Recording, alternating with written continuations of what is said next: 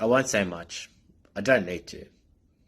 But what I do want is for everyone who did get offended somehow is to ask yourself these questions. Is freedom not for everyone? Are all lives not equal? To me personally, it doesn't matter what race, religion, or culture you are. But let's be honest about it. If me saying all lives are equal has resulted in people being offended to the point where they're calling me up and telling me off, well, isn't that the bigger problem?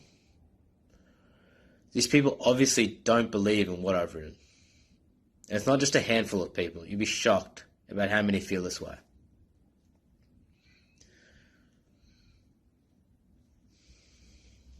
What I've written on my shoes isn't political. I'm not taking sides.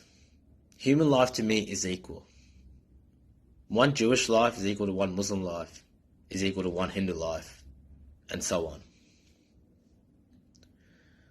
I'm just speaking up for those who don't have a voice. This is close to my heart. When I see thousands of innocent children dying without any repercussions or remorse, I imagine my two girls.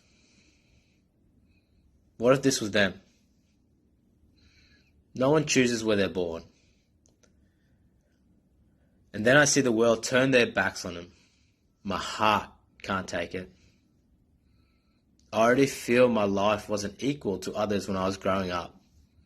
But luckily for me, I never lived in a world where that lack of inequality was life or death.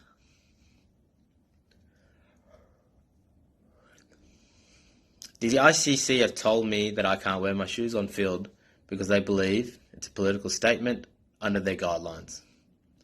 I don't believe it is so. It's a humanitarian appeal. I will respect their view and decision, but I will fight it and seek to gain approval. Freedom is a human right.